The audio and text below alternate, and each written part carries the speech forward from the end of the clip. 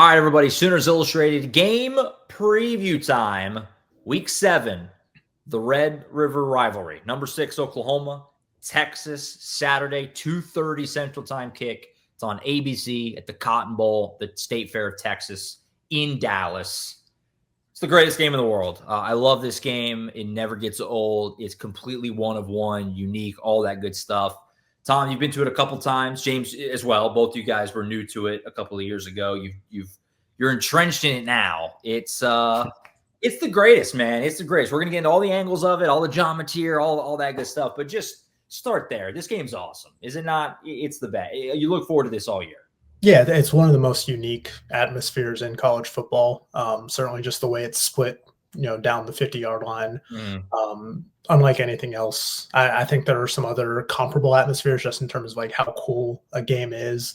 When you're talking about like Army Navy, you're talking about the Iron Bowl, talking about some of those other big time rivalries. Ohio State, Michigan, some of those games. Just the level of excitement and pageantry around those is certainly comparable. But again, there's just nothing like what that environment inside the Cotton Bowl is, where, again, split down the 50-yard line, both teams are coming out of the same tunnel. It's just, it's hard to explain until you experience it. But yeah, it's been something that definitely worthwhile and unique these last couple of years to see firsthand. Yeah, I mean, it's definitely something that was pretty cool to see my first time a couple of years ago. But I've watched this game on TV every year that it's ever happened in my lifetime, just because it's such a big thing in my family. Even when I was working at the newspaper, we had it on in the press box of the high school softball state championships. It was a game we always watched. So it's a fun environment. It's just that big in Oklahoma. So it's great to see, man. It's one of those games that I still think is the best rivalry game because of how it's set up in the middle of both cities. But it's fun to see, man. It's fun to see. Can't wait to see it again. I love this. And, it feels like in general, we kind of overrate experience. I mean, it does make a difference. It helps to have experience and that sort of thing. I do think this is one of those games that it does help to have guys who have played in it before, because it is just, you can't, before you played in it, nobody's been in a game like this. It's completely unique. It's a one-of-one thing. And so it's awesome. It's one of those games that once you go the first time, you don't ever want to watch it on TV again. You want to be there because it's awesome. And we're excited for this. There's a ton of storylines. It's a huge game. Obviously, it always is. Oklahoma, an opportunity to get to 6-0. And at the same time, kind of bury Texas here. Texas comes in limping. They're 3-2. They just took a loss on the road to Florida last week. Amazingly, they are unranked in this game. Oklahoma obviously sitting inside the top 10 right now. Guys, obviously, John Mateer, that's the question mark. Will John Mateer be on the field? Will he play? Colin and I got into it on the Thursday pod, kind of the latest that we've been hearing there. Same kind of vibe, right? It sounds good. It's trending the right way, but I don't think anyone's going to know for sure until we actually get to Saturday and the game starts. That's the big X factor that's kind of hanging over all of this. Everything that we're about to get into, it all kind of takes a different light, whether or not John Mateer is or isn't out there on Saturday. We all agree, we talked about on Monday, that Oklahoma could still win this game without him, but that's obviously that's the biggest question mark going in, is will number 10 be out there? And again, until we get there on Saturday, I don't think anyone's going to know for sure. Yeah, like we said earlier in the week, I'm not convinced that John Mateer will miss this game until Michael Hawkins is the first quarterback out there. Yeah.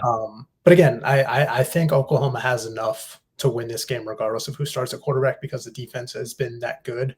And I think, Michael Hawkins, had his struggles, so to speak, in that start last week. But I think, they've really emphasized to him just like kind of playing with a calmness, keeping his feet under him, getting set, and just really trusting the system around him and taking the layups when they're there. Because again, if he plays mistake-free football and just, is almost a game manager, this defense is good enough to help them beat Texas. Mm-hmm. Yeah, for sure. I think if Oklahoma had to go with Michael Hawkins, I think they could squeak out a very close win. I think we've seen what they've done in close battles this year, and I think they have trust now in their kicker with Tate Sandell being able to kick pretty much on that side of the field when they get over there. So it's just like it helps to have that in the one-score game. And I think that overall can do a lot of things for you. Michael Hawkins Jr. can run the football. We've seen that. We've seen him make good decisions at times. Sometimes he just has the errant throws. So that they can overcome that because, like Tom said, they have such a good defense on that side of the football to keep them in games that they can find ways to get to a win. I think they could do it with John Material or Michael Hawkins going forward. This is a game where with the way momentum can shift in this game, and one big, kind of game flipper can kind of be the difference, whether it's a turnover or we talked a lot about how good special teams has been.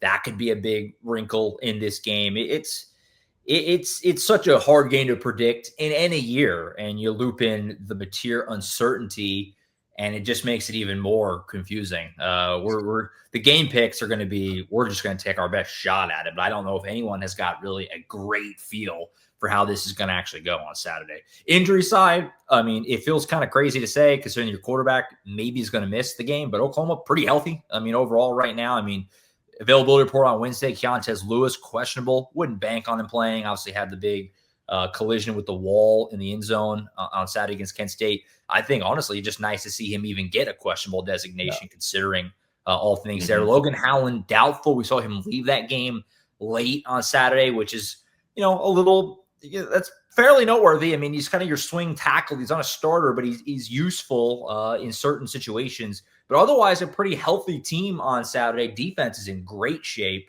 for Oklahoma. So I feel like on the injury side, you're feeling mostly okay with where you're at this late in the season, halfway through. But a couple of key ones there potentially with Lewis and Howland. Again, I would probably assume both guys will not be available for this game. You never know, I guess, but not banking on with either one. Anything you guys want to add there? Yeah, I mean, like you said, no real surprises. The guys that have been hurt along the offensive line are still hurt. Troy Everett out for the year. Jacob Sexton, Brent Venables said they're hopeful that he'll return at some point this season. They just don't have a timetable on that. Jake Taylor's also been dealing with what looks like a knee injury as well. Him and Jacob Sexton both had, protective sleeves, not big bulky braces, but protective sleeves over their knees, while they were on the sideline last week against Kent State. And then, like you mentioned on the defense, nobody on the defense was on that availability report. So that's certainly a good spot for you to be in, having all the full complement of your two deep and all the weapons and the wrinkles that you want to be able to bring out against this Texas team. When you have, Eli Bowen's finally back, Kendall Dolby's back, Gentry Williams is back, they got the full complement of, pieces that they want to be able to rely on. Obviously last week, Jaden Jackson and Dominic Williams were held out of that Kent State game. Clearly a precautionary thing just to kind of hold them back coming out of the bye week, keep them healthy for Texas. So those guys are expected back too. And, Oklahoma's going to have its, defense that's been one of the best in the country raring to go in this one. Yeah, the defense being fully healthy is a very big thing. I mean, you said it early, Josh, having that experience in this game, because it swings so hard momentum-wise, it's going to help out a lot. And I was talking to Kobe McKenzie about Oklahoma's middle linebacker. He said, there's 6 guys that's starting on the defense that have played in this game now, going to be their 4th time playing. So they've seen and been in this game a couple of times. Brent Venables told me they're going to help those guys get along, the ones that haven't played in this a lot. So having that experience and having a defense fully healthy just gives you more confidence going into the game if you're Oklahoma. No doubt. A lot of guys on the defense, James, you wrote about it, that are looking to either close their career out on a high note or at the very least get some revenge for last year. It's going to be a very motivated group on the whole roster, but especially it feels like over on that defense. And you feel like Brent Venables, with the benefit of what we talked about before, the bye week and then Kent State, a lot of time to kind of start to really prepare for this game. You feel like Brent Venables is going to have that defense ready to go. Let's go and get into the keys to the game for this one on Saturday, the Sooners and the Longhorns Red River Rivalry. I think I'm starting right if I have that right, doing the math. It's game 6. I think that's right. And then we go from there. Yeah, because I started last time. Yeah. I think probably pretty obvious, but I'll go ahead and take it for top key. You got to make Arch Manning uncomfortable. That's the top thing. This season, when Arch Manning has been uncomfortable in the pocket and has had pressure in his face, he has not been good. When he has time to set his feet and throw, he's been pretty good. It's really just kind of that simple. He hasn't played that much football collegiately at this point still. I think the narrative has kind of gotten away from Arch where it's now swung the other way. Like he's not nearly as bad as he's being made out to be. He has not lived up to what he was billed as so far, right? He's not going to win a Heisman. He's not going to be the number 1 pick next year, which is what he was kind of touted. But he still has ability, right? He's not god awful either. Like he still has arm talent. He can still dot some throws down the field if he's comfortable and if he has time. And so if you're Oklahoma, that's the path to really controlling this game defensively, is to get after Arch Manning, get pressure in his face. If you could get him with some happy feet, force him to rush some throws, you might probably get into a turnover too. We saw that against Florida, where that offensive line has not been performing very well right now for Texas. Florida's defensive line got after him, and that was a big X factor. So if you're Oklahoma, that's kind of the formula. Do that, get back there and make Arch Manning not feel super comfortable. And I think you'll probably have a pretty good day defensively. So that's the top key for me. Make Arch Manning just have to at least feel you throughout the day on Saturday, and you should be in pretty good shape. Yeah, I'll be honest. That's the only key that I really had written down. It's the obvious one. I am going to echo what you said, but I'll throw in something else afterward. Again, pressure Arch. When he's under pressure this season, according to Pro Football Focus, he's completing just 43.8% of his passes with a 4-3 touchdown interception ratio. He's been pressured on close to 43% of his dropbacks. We know that Brent Venables likes to be aggressive. Certainly, we've seen that this season. As he's been back as a defensive play caller, and when he's been against quarterbacks that have, a little bit of lack of experience, or just, that he feels that he can get after, whether it was, Bryce Underwood in week 2, whether it was Jackson Arnold in the SEC opener. I'd expect them to have something up their sleeves for Arch Manning. But you compare it to, when he's got time to throw and he's kept clean in the pocket, like you said, he's completing 68% of his passes with 7 touchdowns and just 2 interceptions. So there's a clear delineation there between what Arch does when he's under pressure and when he's comfortable in that pocket. You look at the 2 games that they've played against Power 4 opponents. Their offensive line gave up 13 pressures against Ohio State in the opener. Last week against Florida gave up 21 pressures. Florida's defensive front is very good. I think Oklahoma's defensive front is better. Sure. So I think, again, the biggest key to this game is just getting after Arch as best you can and making him uncomfortable in the pocket. But I'll just tack onto it, man. Like, win the turnover battle. We saw Oklahoma lose the turnover battle in 4 of its first 5 games. Finally got on the positive end of that last week against Kent State. Try to keep that going. Because, again, like, this defense has been so good through these first 5 games.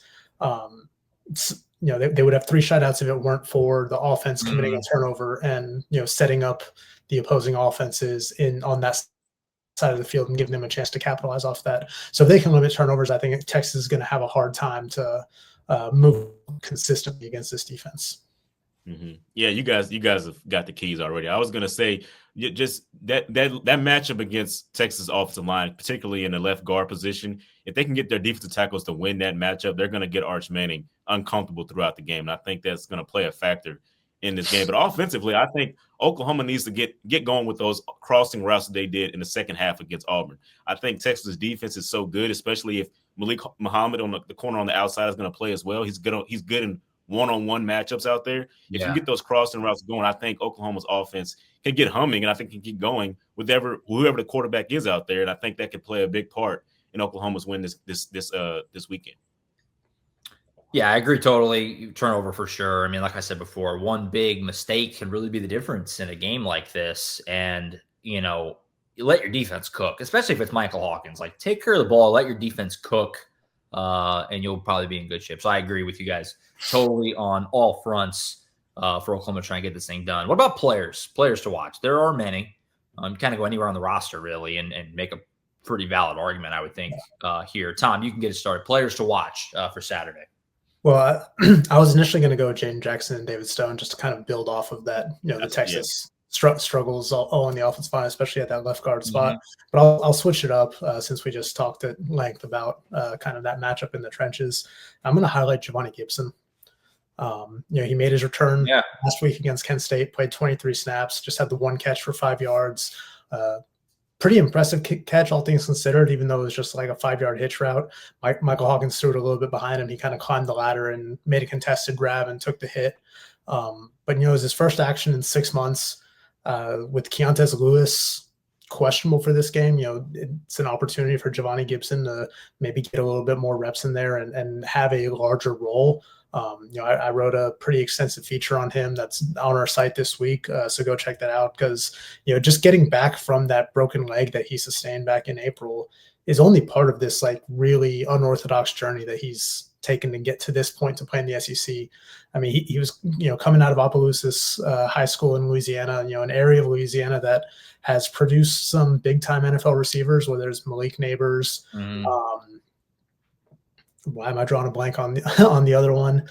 Keon Coleman with the Bills. CeeDee Lamb was born in Opelousas before his family relocated to Houston after Hurricane Katrina. Yeah, so right. that part of Louisiana has produced its share of receivers, but Giovanni Gibson is a guy who didn't take classes seriously early on in high school and was kind of on a like trade course track that Louisiana's high school programs have, and had to go to a Division II school and redshirt his first season because he wasn't academically eligible, and he was playing scout team defensive end and was still getting after the quarterback, and just wherever they put him, he was succeeding. So to go from a D2 scout teamer to an FCS All-American just to get to have his opportunity at Oklahoma in the SEC. This is going to be his first game in SEC play. It's going to be in front of the biggest crowd he's ever played in front of. So I'm curious to see just kind of how much of an impact he can have after getting his feet under him, so to speak, last week.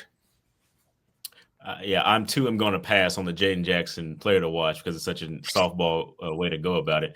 I like Isaiah Satania as a player to watch in this one because he seems to get going no matter who Oklahoma's playing. He's been their playmaker over the last couple of games. Yeah, just out there, not only on the offensive side, but in special teams as well. And that could play a big factor in this when we're talking about field position and things like that, getting Oklahoma going from the punt return standpoint. So Isaiah Satanga is a guy I think to watch in this game, because if he gets going, it could be a really good thing for Oklahoma. I like that pick, especially in the punt return game. Again, because it just feels like one big play somewhere, and maybe him in the punt return is where that could come from. So that's a good one for me. I like that a lot. I'm going to go with, and this has been a lot of just like gut feel for whatever reason. I've just had the feeling that Robert Spears-Jennings is going to make a big play this week. It's just been like a feel. I don't know where it's really even coming from. I don't know. It's like Billy Bowman made a habit of kind of having big moments in this game. And Robert Spears-Jennings has kind of stepped in as the face of that safety room. He's an Oklahoma kid. He's one of those veterans we talked about earlier. He's been in this game several times. I don't know. It's like I said, it's a lot of gut feel, but I feel like Robert Spears-Jennings, whether it's an interception or like a strip sack off the edge where he just comes unblocked and blows up Arch Manning or something, like it's just I've had this vision of it all week that RSJ is going to make a big moment in this game at some point. So I'm going to go with Robert Spears-Jennings. Again, I love to have a more analytical reason. It's a lot of just gut feel. I feel like he's going to just come out and make something happen. That's a game-changing play in this game on Saturday. That's where I'm at. Robert Spears-Jennings. I mean, if you want to go with kind of like the potentially poetic choice here, it's like what if Peyton or Eli Bowen make a play against Arch that like kind of took the game. I know they're not named after the Manning brothers, but the fact that they share those first names and they're going up against a Manning in this game, if one of them makes a potential game-changing play, that's certainly rife with storylines right there. Bonus one for me too, it would be probably Michael Fasusi.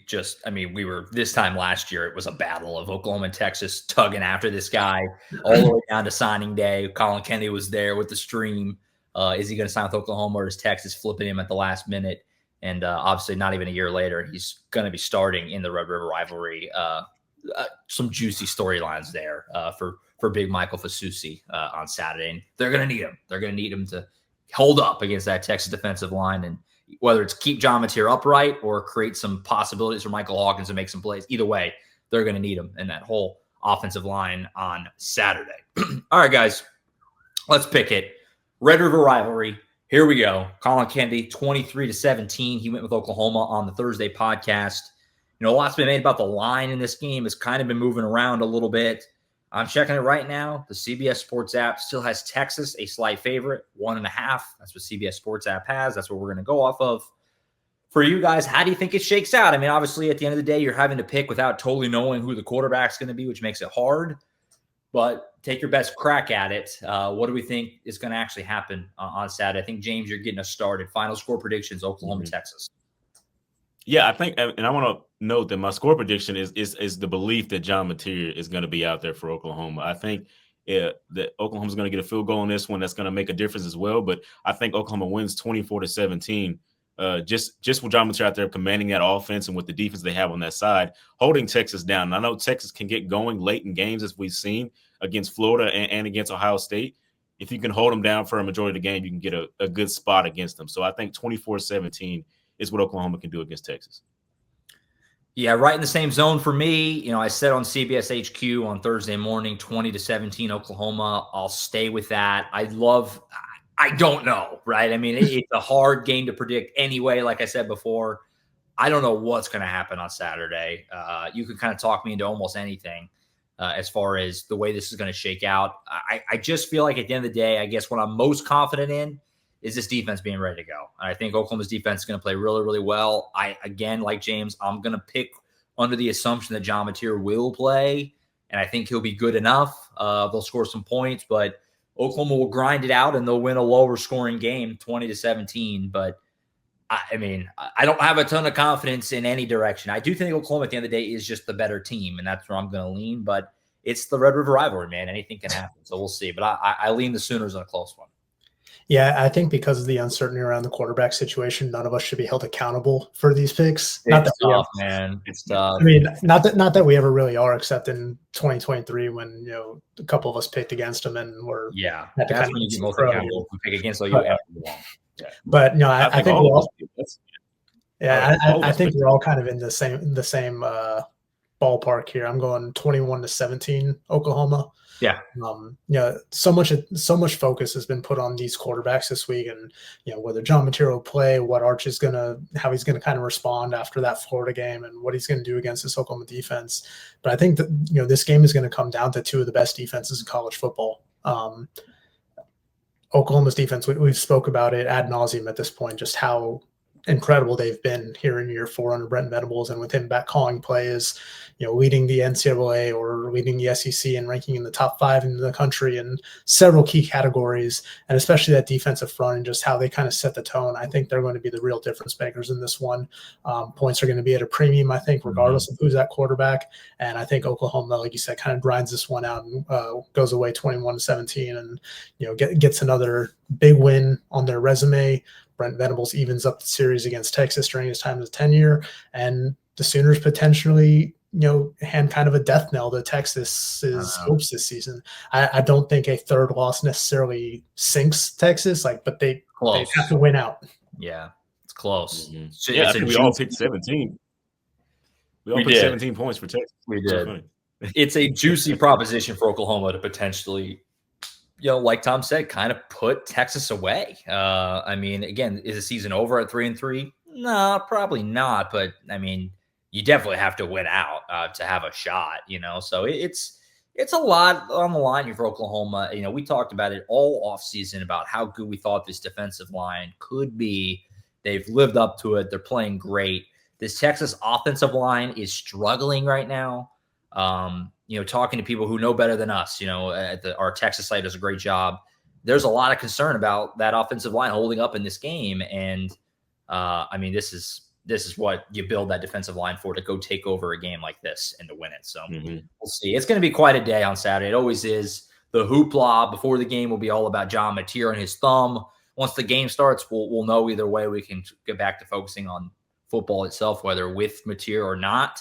But it's going to be a day, a reminder to be with us at Sooners Illustrated. It's going to be a wild day, all day on Saturday, full coverage starting from the morning through the entire night from Dallas. And be sure to be plugged in over the site all day Friday. Lots of coverage there already. More to come Saturday. And obviously post-game, you can hear from Brent Venables, the quarterback, whoever it is, and then coordinator Ben Arbuckle and the rest of the team as we wrap it all up one way or another. Going to be a lot to talk about, I think, on Saturday night. So I think that's it for now. Appreciate you guys as always. We'll see you on Saturday from the Cotton Bowl in Dallas. For Tom Green, James E. Jackson, I'm Josh Callaway. Red River Rivalry. We'll see you there Saturday afternoon in Dallas, Texas.